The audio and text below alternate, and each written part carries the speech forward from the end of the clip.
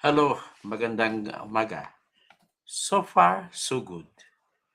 So, ito po ang aking assessment sa pagtakbo po ng impeachment trial ni Sara Duterte. So far, so good. Sa ilang araw, 2 araw, na ba nag-hearing sa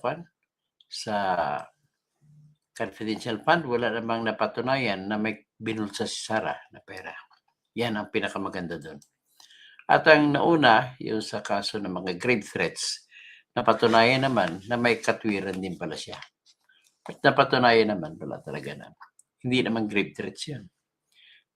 Ang problema na kay Sara, kung walang dahilan, nagsalita siya ng ganon. Napatunayan naman na may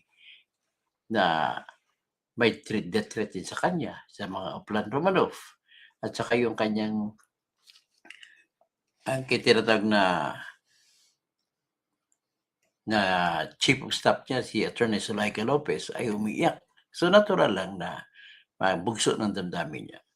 So whatever it is, I'm comfortable na walang may katwiran tong una sa pagsabi niya na kumausap siya ng tao para ipapatay si BBM, si Lisa Marcos, at saka si Martin Romualdez sa kasagaling siya ipatayin. At yung pangalawa, hanggang ngayon, very sure naman ako na wala silang mapapatunay na may binulsang pera si Sara. Pero antayin natin, malay mo yun. Sasalang nila sa testigo si Ramil Madriaga. Antayin natin yun. Pero as of now, comfortable ako. Sa Lunes po, sunod na hearing. So ito pagbigyan natin, pa-analysahin natin. Pero bago yan, magma-music po muna tayo.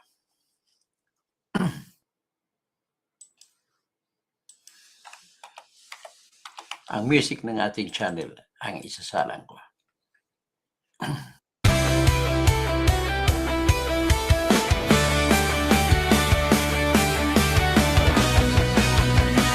Sa Pilipinas, kilala ang tindi. Hindi kayang bayaran ni numan ang kanyang prinsipyo. Kapag may inaapi, siya ang nariyan. Kapag may bayaran, siya ang hadlang. Hindi siya tiklop sa pananakot ng iilan. Hindi siya alila ng sino mang mayaman. Kung ang kapangyarihan nila ay inaabuso, Magandang umaga. kapag ang taong bayan ang nasasakal, siya ang unang sumusugot, tumatagal. Hindi pera ang sukatan ng halaga, kundi kung sino ang lumalaban para sa masa. Totoo kasing tirador, totoo kasing tirador, kakapin ang naaapi, kalaban ng sakim na mandarambong. Totoo kasing Magandang umaga. totoo kasing tirador, hindi Magandang umaga kay Tigret Line. ang puso niyang matibay.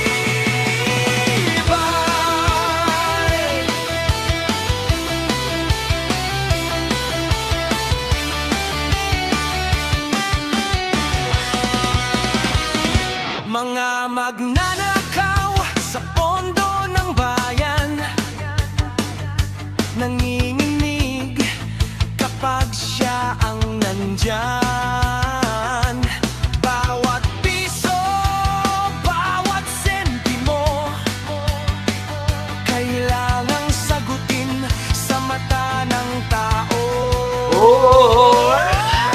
Walang ngiti para sa mandarambong, walang pwesto para sa sumisimsim. Kapag ang hustisya ang pinag-uusapan, siya ang bantay sa gitna ng laban. Kung may nilulunod ang kasinungalingan, siya ang boses na hindi tatahimik. Sa bawat galaw ng mapagsamantala, may salubong na paninindigan niya. Totoo kasing tirador, totoo kasing tirador, kakapin ang naaapi, kalaban ng sakim na buwaya. Totoo kasing tirador, totoo kasing tirador, hindi kayang bilhin ang puso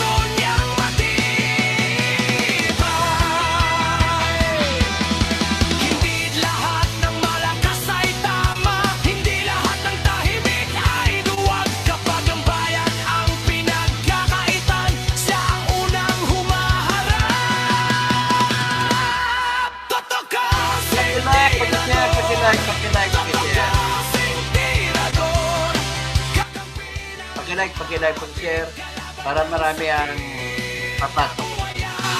Katokosing tirador, katokosing tirador sa taong bayan Ano sabi ko, ano? Nordis? Yak? Ano ibig sabihin ng tanga na paniwala? Hindi po. Baka ikaw ang tanga.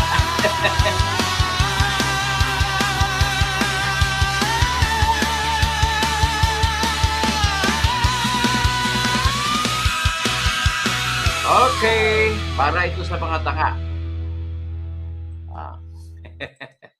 Kagaya kay Lourdes, tanga.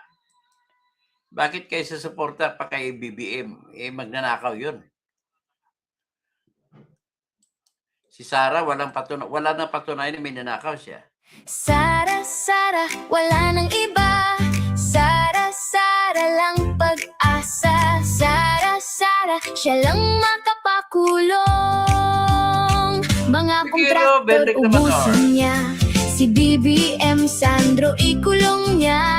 Si Tamba Zaldi It's just ikulong BTV niya. scandal si Sara. Salita. Tapang at malasakit ibalik para bayan ay manahimik. Durugin ang sindikato sa korte, sa DPUA, sa DS Void, sa PhilHealth. Okay. Pag-usapan natin.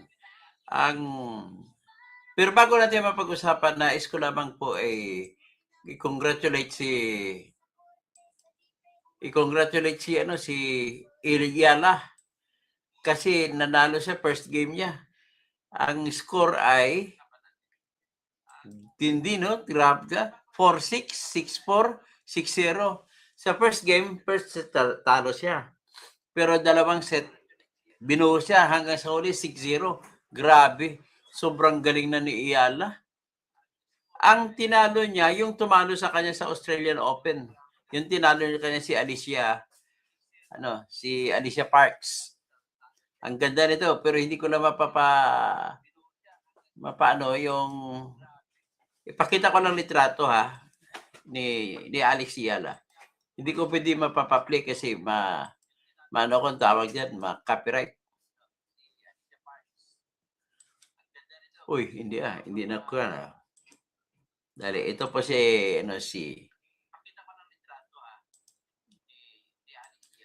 Alex Iyala. Yan po siya. Yan It's like to be a Filipino. Okay, sa center court siya naglaro. Ang laro kanina po itatag na round of 64. Bali 64 players. Kaya isa nanalo siya, akit siya ngayon divided by 2. So magiging round of 32. Manalo siya, magiging punta sa round of 16. Manalo siya pang-apat, magiging round of 4. Yan. So dapat 5 panalo sunod para maging champion na naman sa ulit. Kapapanalo pa lang niya sa Washington DC na tour. WTA 500, mataas na ori yun. Okay, so ngayon, congratulations. And we pray, kahit na magkaiba pang ating paniwala, ipagdasal natin po si Alex Iyala. Maka Duterte ka man, maka Marcos, maka Leni, maka Kaliwa, i-pray natin si Alex Iyala. Ngayon, ito po ang aking pinoproblema, bayan ko. Ang pinoproblema ko talaga ay halos 3 milyon na Pilipino sa ngayon walang trabaho. Courtesy of Bongbong Marcos. Ganon kagaling ang Bongbong Marcos. Yan tingnan nyo. Paano kaya PSC jobless Filipinos rose to 2.59 million. Halos 3 milyon na yan. Ay umakyat pula noong June, July, August. So August malaki-laki na. Ang resulta po niyan ay na dami po na nagsaraan ng mga negosyo dahil sa krisis. Ang krisis naman po ay dulot po ng unang-una flood control dahil naipon na lang ang pera sa mga kurakot. Nandun sa bulsa nila, hindi umiikot ang pera. Kung hindi umiikot ang pera, for example, ganito. Tinago nila ang buong pera.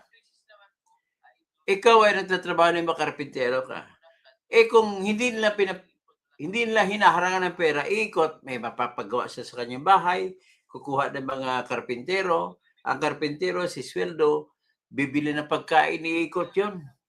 Pero imaginein mo kung walang papagawa, di walang tao. At ang transaksyon ng bawat isa, bibili, may sigurado ako na may buwis. Kada bili mo ay ng bagay ay hindi po bababa na mayroong kukunin piso ang Pilipinas sa mga transaksyon binili mo. Sasakay ka sa Grab, sakay ka sa tricycle, bibili ka ng gasolina. Ang gasolina, mga mahigit 10,000, 10 piso ang kinukuha. Mga 20 pesos ang kinukuha ng gobyerno natin sa bawat litro. Ganun po kalupit ang ating pamahalaan. Actually, hindi na natin kailangan magbabayad ng income tax para kumita ang pamahalaan. Binamahalan lang nila ang excise tax na tinatawag at saka value-added tax. So, ngayon, ano ba talaga ang dapat na sistema? Ang problema po natin sa ating pamahalaan ay pagdanakaw ang pinakaunang problema. So, kung may magdanakaw, kakaroon ng project, nakawan pa uli. So, pag nanakaw ang pinaka-problema natin. So, kailangan natin ng matibay na pagpapatupad ng batas. Pero paano magiging matibay ang pagpatupad ng batas natin? Teacher Speak TV, Dr. Toto, nagsuggest si Tuta, palitan daw ang confidential. Wala yun. Kahit anong palit mo sa pangalan. Wala rin po. Kung ang mag-operate ay ganun tao din, wala rin mangyari po. Pasensya tayo po. So, si Elijah Socorro Jr., si Mine, okay, ito po ang aking proposal. I am trustworthy. Ito ang aking proposal. Tulungan niyo ako sa pagkakampanya. I am now decided. Senior citizen na po ako. Siguro ito ang may ibibigay ko na regalo sa aking bansa bago lamang tayo mawala sa mundong ibabaw. Inisip ko na magkakampanya po ako sa tinatawag na papirma sa konstitusyon. Ano yun? Magpapapirma ako, may kinausap na ko na isang abogado na kaibigan ko. Gagawa po ng tinatagpapirma ng isang proposal na amendment sa Constitution. Ngayon, ang paraan natin para walang daya pati sa mga term limits ay one topic lang tayo. At malaki ang trabaho kong gawin. Sa nakikinig sa akin, siguro tayo lang magsimula na core group ay maparami natin. Tatawag tayo sa mga probinsya. Ang pinakamalaking trabaho dito ay magpapapirma. Ganito po yun ang papel. Isang bond paper lang po ay marami ng perma at saka may tinatawag na mga ID. May litrato ng ID. So, pagkatapos niyan, papanotaryuhan natin. Kailangan maghigi din ako ng mga volunteer lawyers na mga nagmagnotaryo. So, ibig sabihin, kakausapin natin ako sa mga volunteer lawyers na pupunta lamang sa kanilang opisina kung sino ang gusto pumirma para sa paghiling na babaguhin natin ang ating konstitusyon, isang topic lamang para walang dayaan. So, anong topic ang gusto ko po mangyari? Ganito po yan. Ang problema po natin, number 1 sa Pilipinas, ay maraming magnanakaw. Sa pribado man o mas lalo sa gobyerno. Maraming sinungaling. Maraming mga-api. Maraming hindi sumusunod sa batas. In other words, ang problema natin po ay pagpapatupad. So, may naisip akong solusyon na bilang isang mamamayan, hindi bilang isang opisyal. Kahit hindi na natin kailangan maging opisyal. Pero mas maganda sana kung senador ako kasi may karoon ako ng pundo, iikot ako sa buong bansa. Ang gagawin natin ay magpapirma tayo, i-amendahan natin ang Constitution, at isa lang po ang amendahan natin. Doon lang po sa Section 1, Article 3. Ano yung Section 1, Article 3? Sa ngayon po, ang Section 1, Article 3 natin ay nagsasabi, no person shall be deprived of life, liberty, or property without due process of law, nor any person shall be denied the equal protection of the laws. Yan po ang section 1 natin ngayon. Ngayon, gusto ko po, masisingitan yan ng ganitong salita. No person shall be deprived of life, liberty, or property without due process of law and the jury, and the judgment of the jury. Yan ang isingit ko, and the judgment of the jury. Yan ang isingit, tatlong word lang. Nor any person shall be denied the equal protection of the law. So, anong ibig sabihin po ng judgment of the jury? Ay, ganito po yan. Pag siningit ko na dyan, lahat na ngayon ng trial natin sa korte ay mga tao na po kayo na bubunot-bunutin sa kada probinsya, kada lungsod. Bunot-bunutin ang pangalan muna po sa tambyulo ng mga o listahan ng mga botante sa bawat lalawigan at bawat lungsod. Kukuha ng 50 sa bawat kaso may criminal case. Kada criminal case, kada civil case, kukuha ng 50 pangalan sa tambyulo na listahan ng mga botante sa kada lugar. Ang lugar natin ay kada city or kada probinsya. Pagkatapos ipapatawag sila sa Hall of Justice. Interviewin lamang para kung alamin lang kung may kakayahan siya na manood sa mga testigo na nagsasalita at magkaroon po siya ng tinatawag na paghuhusga sa bawat testigo. Kung nagsasabi ng totoo o hindi. At kung paghusga niya sa bawat testigo, gagamitin niya po yan isama sa ibang mga testigo at siya ngayon ay huhusga sa mga akusado. Kopyahin na lang natin ang sistema ng Amerika kasi successful experiment na yun. Sa Amerika po, 12 ang kasapi ng jury. So sa 12, kailangan unanimous ang boto kung i-acquit. Unanimous din ang boto kung i-convict. Pero kung civil case at saka mga administrative case sa mga discipline sa trabaho, ay majority vote pwede na. At kung bakit, anong naiba yan? Kung sa criminal case, kasi proof beyond reasonable doubt pag criminal case. So, yan po ang aking pangarap.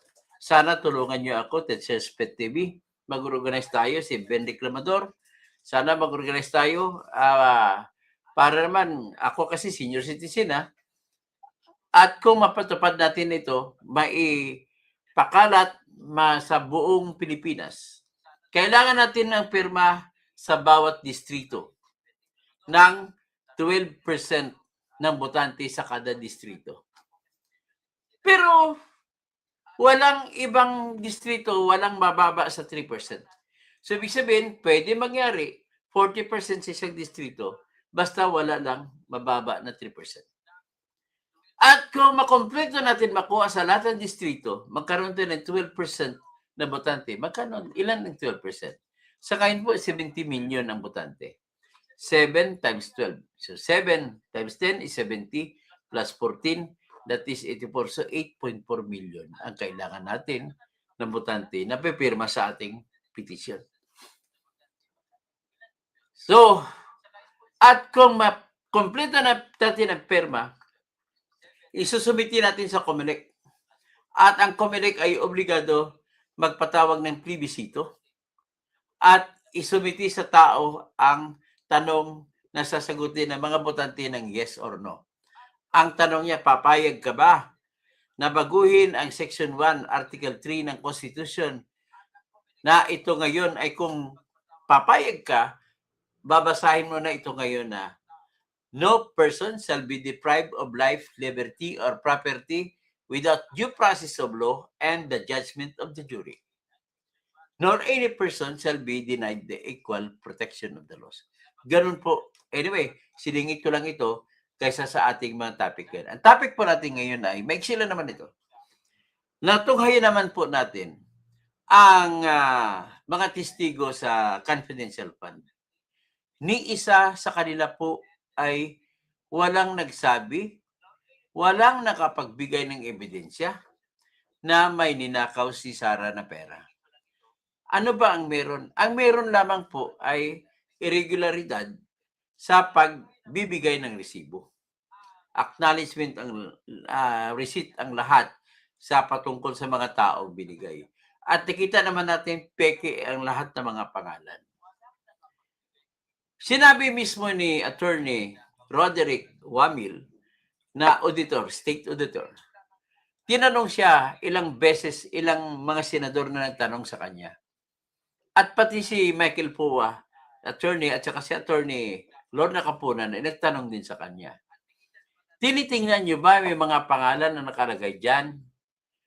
Kilala niyo ba siya? Hinahanapan niyo ba yun ng ebidensya kung mga yan ay totoong tao? Isa lang po ang sagot niya. Hindi po. Hindi yan binabawalan. Hindi rin sinusuportahan. So, neither allowed nor prohibited. Ganon ang ibig sabihin. So, ibig sabihin po ay nakita mo na lungkot ang mga mukha nila ni Luis Rosalie?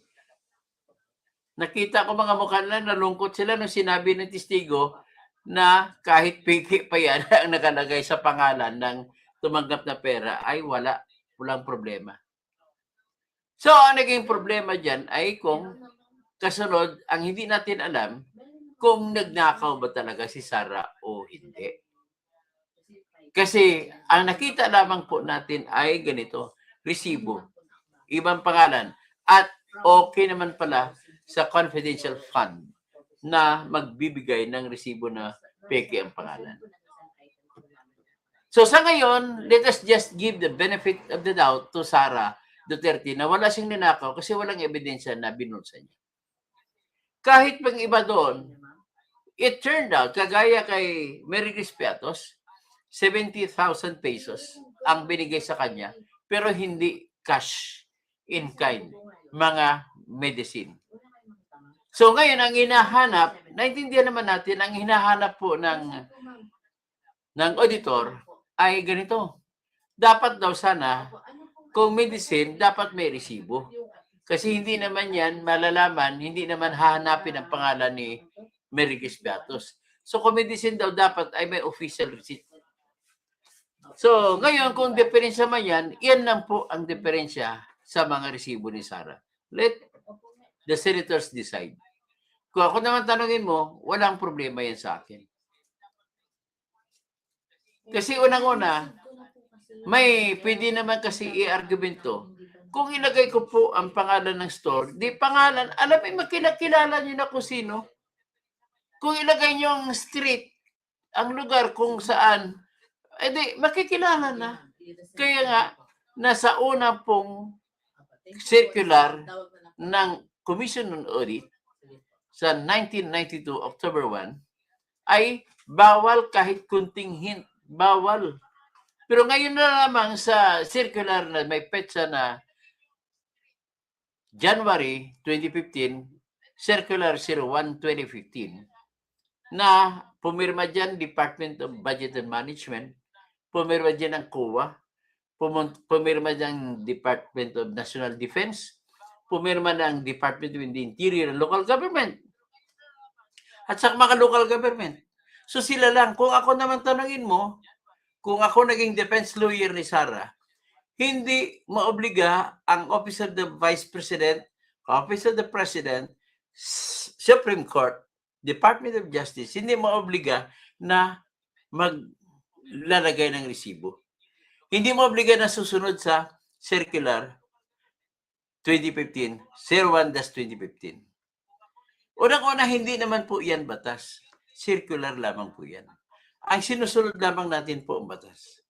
So, that's it. So total, wala po tayong nakita na ebidensya na binulsa ni Sara pera. Maantay natin baka si Ramil Madriaga.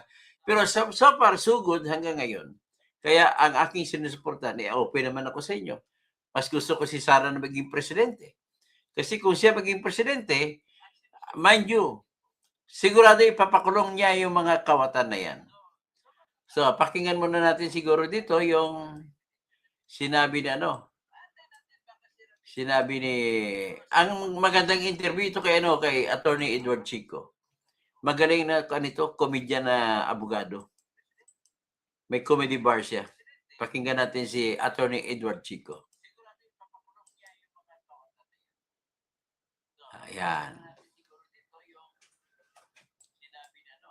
Kanina sa 12-day ng impeachment trial, may mga tanong, pag confidential ba kailangan may ilahad yan at kailangan kompleto mga dokumento, kailangan very itemized? Ano bang punto de vista mo dito, attorney? Well, actually, malinaw din naman yung batas patungkol sa pag-audit ng mga gastusin ng confidential funds. May mga documentary requirements din naman talaga. Kaya lang yung mga pangalan halimbawa ng tao, hindi naman inaasahan yan na ipapangalanan mo talaga. Kasi nga, the reason why tinatawag na confidential funds yan, they are supposedly earmarked for activities na dapat medyo tago, hindi ba?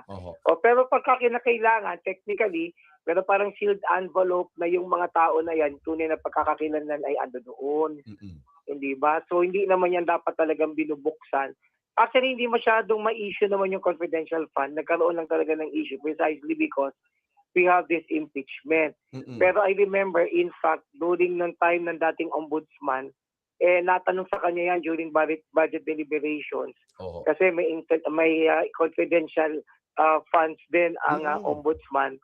At ganun din yung paliwanag niya, no? Sinasabi niya na Sino to, attorney? Si Samuel Martires, no? Anonymity. Samuel Martires, tama, no? Si Samuel Martires, I distinctly remember. Yeah. Yun din yung binabanggit niya. Kaya ang sabi niya, kung gusto niyo, di tanggapin niyo na lang yung aming confidential funds, kesa tatanungin niyo kami. But let me be honest about it, yung circular na inisyo naman kasi ng Commission on Audit also allows for auditing of this fund. Because they should actually be liquidated. They should be presented with the necessary papers and documents that could reflect how these funds are actually expended. Yung ginawa kanina noong witness, as an auditor na siyang nag-audit, may personal knowledge siya as regards the documents and papers submitted for purpose of audit. Ibig sabihin, ang matetestify niya lang ano yung mga dokumentong sinabmit, sa mga dokumentong ito ano ang kulang, sa mga dokumentong ito ano ang tama.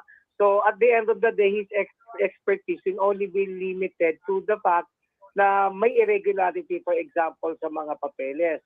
But whether or not they were actually expended properly is another issue. Just because those documents are irregular does not necessarily mean automatically sasabihin mo may corruption or napunta yun sa bulsa, halimbawa ni Vice President. Because ang tingin ko, walang kakayanan ng prosecution na patunayan yan precisely because I think wala silang enough witnesses na merong personal knowledge how these funds were actually disbursed. The only thing they could do at best is to point to the irregularity. At yung irregularity naman yan, hindi naman yan bago. Pag pumunta ka ng COA, kadalasan kapag ino-audit ang mga papeles at dokumento, palagi naman may pagkukulang. Kasi ako matagal din ako nag-practice ng litigation dyan. Naalala ko may estudyante pa nga ako dati dyan sa COE. Kasi meron isa kong kliyente na governor at that time. Sabi niya nga sa akin, sir, kung magiging mahigpit tayo mula apari hanggang hulo. Diba? Lahat ng mga governor, lahat ng mga LGUs. May problema talaga sila pagdating talaga dito sa paggastos ng mga pondo kasi hindi malinaw yung, hindi pasado kumbaga sa pag-audit talagang it takes time. So ang ibig ko lang sabihin, ang point ko lang, ang kaya lang gawin ng prosecution the way I see it, is to establish yung certain irregularities in terms of documentary requirements.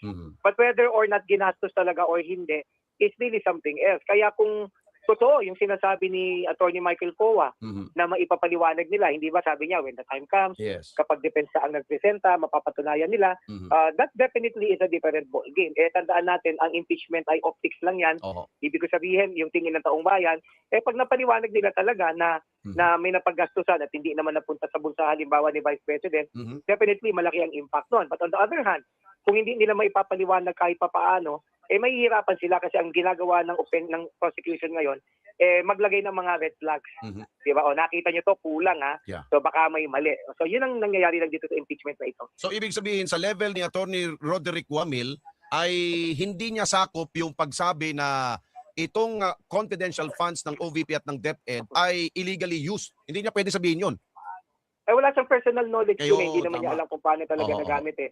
What he could simply testify on is the fact that based on the audit conducted, Mhm. there are certain irregularities that attended the submission of the document. Oo. That's the only thing he could say, hindi ba? Oo. Alam mo kasi sa totoo lang, usually, ang dapat na pinipresent nila dyan, yung head mismo ng COA. Ayun. Kasi yung head ng COA, Tama. mas malalim yung pagkaalam niya. Tama. Hindi ba? Kasi si attorney, ang pwede niya lang i-present, yung kanyang personal knowledge, yung nag-conduct siya level ng lang niya. audit. In Mhm. fact, sinabi niya ron, mula pa sa time ni Bina, hanggang time Oo. ni, di ba? Ni Robredo. Kapag siya na daw ang nag-audit Mhm. na, and that's the only thing he can even talk about. Tama. But whether or not merong talagang corruption doon is already something that's beyond him. Tama. Kaya lang, ang ginagawa ng prosecution kasi, by highlighting, na halimbawa, si Mary Piatos, hindi Mhm. natin kilala kung sino to, yung mga ganun, yung statements Oo. like those would give the impression na, ay, baka yung pera binulsa nila kasi hindi natin kilala kung sino tong mga tao na to. Oo nga, oo nga. Tapos kulang yung mga dokumento. Oo. Sa totoo lang, medyo it raises some issues, di ba? Kung Mhm. ikaw ay nag-iisip na tao, teka nga muna, bakit hindi ko kilala ito? Mhm. But that is not enough. Antayin natin yung defense. Baka kasi maipakita ng defense kung sino talaga yung mga tao na yon Oo. o may paliwanag sila,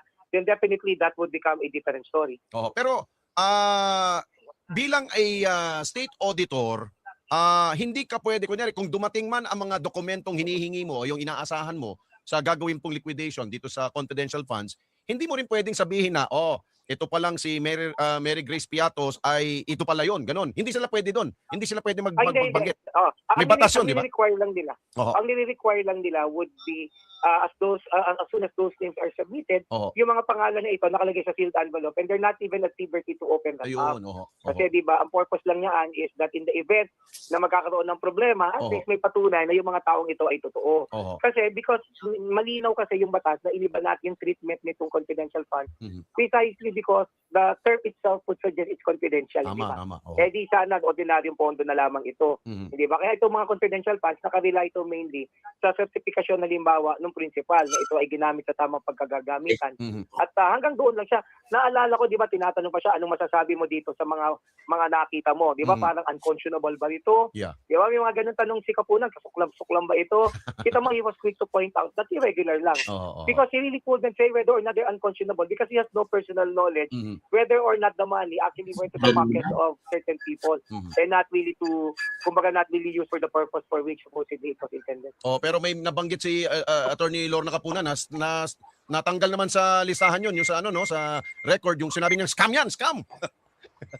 Alam mo naman si Atty. Kapunan, marami naman laging sinasabi, hindi ba? So, wala tayong magagawa. Oo. Yun yung style niya bilang abogado and I Mhm. think she's very effective with respect to that. Mhm. But in reality kasi, conclusion yun. Oo. In fact, that's the reason why pinatanggal yun sa record. Yeah. Kasi yung sasabihin ng scam yan, ang magde-decide nun yung mga senator judges Tama. based on the pieces of evidence presented. Oo. Yung abogado, you're not supposed to say scam yan because, Mhm. di ba, ang trabaho mo mag-present ng ebidensya, mag-argue ng argument, Mhm. di ba, mag-participate sa examinasyon ng witness, at hindi mo trabaho na magbigay ng konklusyon. Oo. Ang problema lang kasi dito sa impeachment kasi dahil marami rin kalahok dito, hindi naman abogado, o kung abogado man wala masyadong karanasan, Mhm. hinahayaan nila yung mga abogado na magbigay ng konklusyon. Mhm. Naalala mo ng time ni Senator Liz Ontiveros, nakalimutan ko yung tinanong niya, pero tinatanong niya abogado, ano sa tingin mo? Mhm. Hindi ba? Hindi mo tatanungin kung ano sa tingin mo yung Yes. abogado. At trabaho lang ng abogado, mag-present ng evidence. Oo. Kaya nga, it's really proper, ano? Kaya lang, syempre, alam mo naman, ang impeachment political exercise. Kaya nga napansin mo, kahit tinanggal sa record yan, Mhm. in-interview pa siya. Pinalinaw pa sa kanya, ba't mo ba sinabing in-scam, hindi ba? Oo. So, ang nangyayari rito, kahit alam nilang hindi proper, sabihin lang nila kasi pag nasabi na nila, Mhm. naparating na nila sa publiko, ang publiko, hindi naman naiintindihan ng publiko na hindi admissible yun o tinanggal na yun sa record. Mhm. Diba? As far as the public is concerned, scam pala yun, hindi ba? Oo. Kaya nga yung mga abogado, dapat sinasabihan na huwag maganon because you do not want to unjustly Mhm. influence the public to think of the issue the way you want them to think about it, hindi ba? Dapat Oo. hindi mo influensyahan yung kanilang perception at perspektibo. Opo. At attorney, will it matter Bago bago ang magaling si Attorney Edward Chico magpaliwanag. Ben Declamador, ang sabi mo scam, opinion mo lang po yan. Pero ang katotohanan po ay lumalabas na wala silang personal na alam kung saan napunta yung pera. Ang nakita lang natin sa mata natin ay resibo. At nakita din natin sa mata natin na iba dinideklara, binili ng pagkain, binili ng gamot. Pero wala po tayong nakitang ebidensya na kung saan na binulsa ni Sara. So with that, satisfied na po ako niyan. Hindi na po magmamatter yan, Ben Recamador, kung ang sa tingin mo ay magnanakaw. Ang importante naman po kasi dyan, ang buboto ay mga senador. Kailangan ng 16 na boto ng senador para i-convict si Sara, para matanggal si Sara. So at least, tayo naman nanonood, kailangan ma-educate ko po kayo. Dapat ang magiging mentalidad po natin lahat, kung wala ka nakitang ebidensya, kahit anong suspetsa mo pa nagnakaw isang tao, don't conclude na siya ay magnanakaw. Pero kung just for the purposes of, halimbawa, magkikriticize ka, at nakikita mo dami siyang sasakyan, then justified ka, at least may basihan po kayo. Sa larangan po ng tinatawag na larangan ng pagiging media, kasi dyan ako nanggaling sa media. Wala pong problema na tawagin mo kahit sinong opisyal ng bayan, kung sinong popular na tao, ay sila po may obligasyon na magiging mabuti sa mata ng tao. Kaya fair game sila kung i-criticize natin ang mga popular na tao. So, ganon, tandaan ninyo, wala pong kayong problema kung ang i-criticize niyo ang opisyal ng bayan. Hindi siya pwede, kahit magsampa pa siya ng kaso, hindi mananalo ang kaso niya. At fair game ang lahat ng mga popular na tao, mga artista. Kung ano mga kwento-kwento, mga chismis sa kanila, okay lang yan. Ngayon dito, kay Sara, dahil vice president siya, okay lang yan. Kinikriticize siya. Una, kinikriticize siya. May katwiran naman ng mga tao na mag-criticize sa kanya. Siyempre, nakita siya nanuntok ng sheriff. Nakita rin siya na bratinela daw parang ang ugali. So, yan na talagang ugali ni Sara. Nasa inyo naman yan kung gusto niyo. Pero kung ako naman tanongin nyo, ang akin pong Ben Recamador na pamantayan sa isang tao, ewan ko kung kayo, kapag nakikita ko po, Ben Recamador, ang tao na kaharap ko laging nagkakamali. Kapag pipili po ako ng empleyado, halimbawa, mayroon nag-apply sa akin, mas pipiliin ko po yung laging nagkakamali. Bakit, Le? Totoong tao siya eh.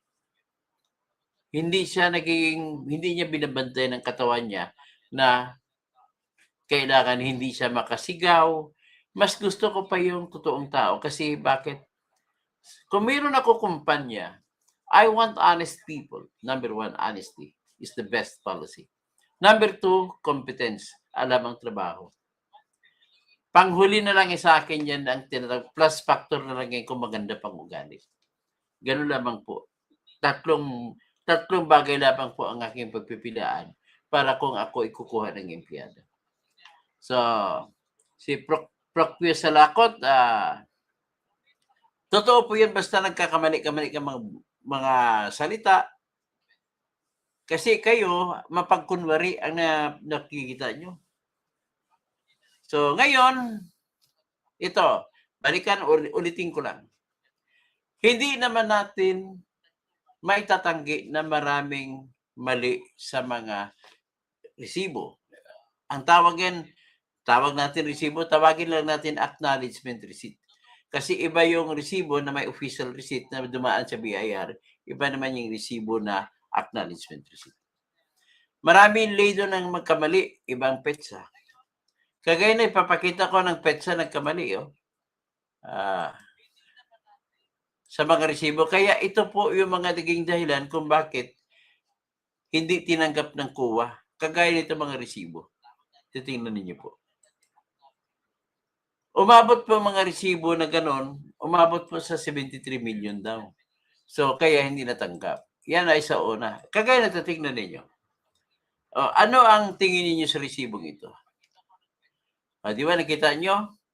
Ang pangalan ay, anong pangalan doon? TJ Verano. Tapos may pirma ni TJ Verano. Pero alam ko hindi totoong pangalan yan. May nakalagay date. 22/12/26. Hindi ba pagkamalian naging 2026? dapat 2022 yan. Or pwede rin sabihin na yung gumawa ng pizza na yan ay 12 December 26, tapos ang 22, yan ang taon. Siguro nga. Pero yung mga ganun po, hindi tinanggap ng court, ng Commission on Audit. Kaya hindi tinanggap, kaya naging nauwi po sa tinatawag na notice of disallowance. So nakita na natin na ganun ang naging problema. May problema pa ron iba na hindi pala pera binigay, halaga equivalent, kagaya kay Marie Chris Piatos. 70,000 ang binigay, pero in kind medicine. Meron pag iba doon.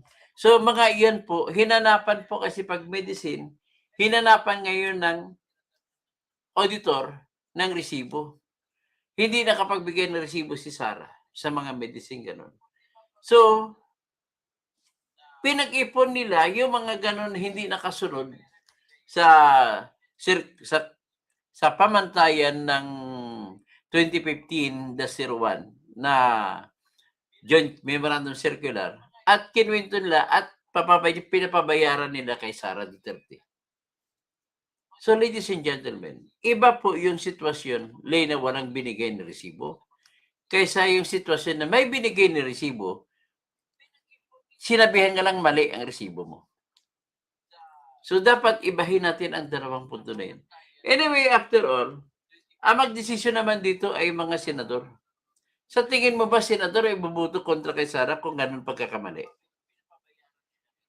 At pag-isipan din ng mga senador yan, 32 million ang bumoto sa tao, tapos sa ganun pagkakamali lang, tanggalan mo siya. At saka, actually, itong mga hearing na to, parang ano lang to eh. Parang compliance na lang po ito eh. At kung wala ka naman talaga makikita dyan na ninakaw, ay walang mangyari. Sa sunod na lang natin pag-usapan ng bank record pro kopya sa lakot ha. Kasi ang natapos pa lang po natin ay grave threat. At saka ngayon patapos pa lang, mahaba pang lalakarin nitong confidential fund. Para maintindihan ng mga mamamayan na nakikinig sa atin. Basta so far, wala pang ipinakitang testigo na nagsasabi nakita niya si Sara na binulsa ni Sara ang mga pera. Ngayon, kung wala tayong makikitang ebidensya kanon, maaring may suspetsa tayo sa mga resibo na binigay na maaring binulsa ni Sara yan. O galiin po natin na kung wala tayong makikitang ebidensya, huwag po tayo mag-conclude na ganun nga. Okay? Hanggang dyan lang muna tayo siguro. So, sablay si Elton John. Elton John Kapunan. Narinig na. Alam, hayaan mo na matanda na kasi si Lorna Kapunan. Yan mga style niya na yan talaga. Pagbigyan na lang natin siya. Tapos si Bangag, billion ang confidential fund. O nga, billion na 4 billion and 625 million ang confidential fund ni Bangag. Si Procpio sa lukot. Makikita yan kung totoo ba pagbukas lang. Tingnan natin sa mga bank account. Sa sunod na kanya, wala pa tayo po sa Article 2 yan eh. Wala pa tayo sa Article 2. So, Bendy Commodore, hindi magkakamali si Sara sa budget niya. Intentional na gastusin ng pera. Okay, Romel Bengson, iba talaga magpaliwanag ang batikang trial lawyer. Klaro ang pagpaliwanag mo, Tirador. Salamat po, Romel Bengson. Naimbagabigat sa mga kadakayo amin, no? Magandang abak sa mga kabalayan. Maray na aga sa mga Bicolano. Tapos, marayaw, may naat sa mga tausog.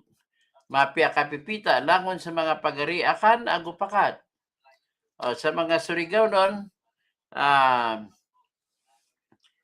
maradyaw nga aga sa inyo. Tapos sa mga waray-waray, maupay nga aga.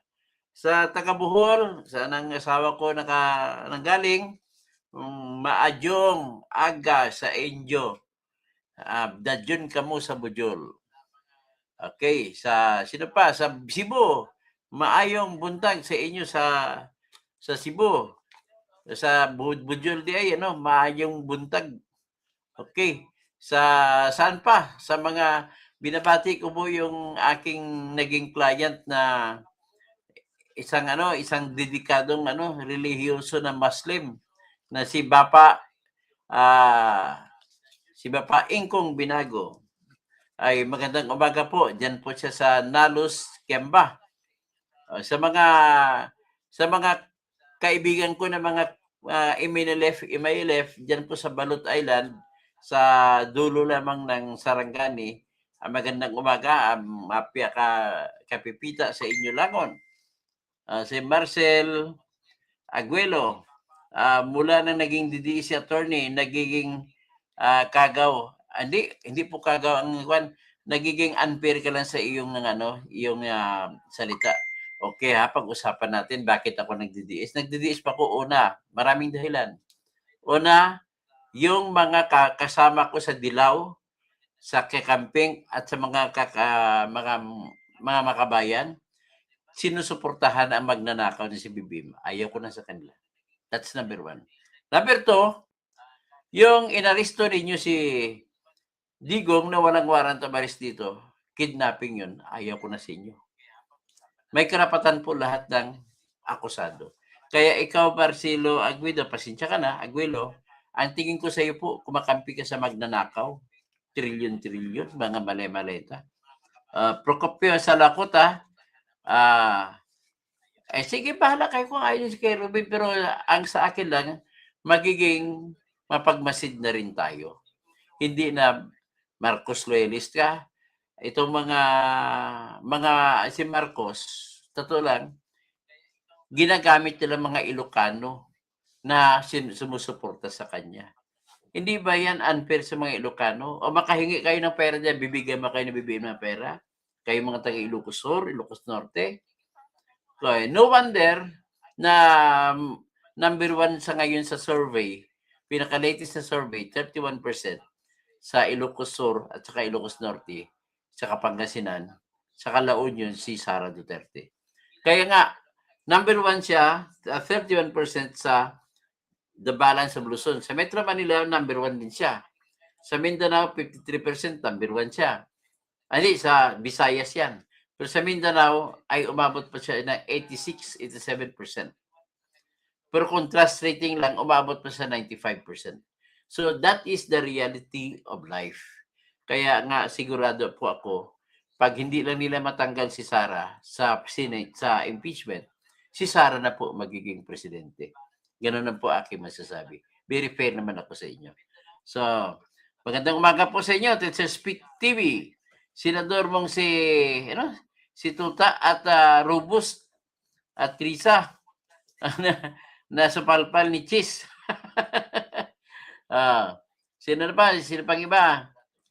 Si Marley Sonbeng, Maya Paogto, Dr. Augto na ba?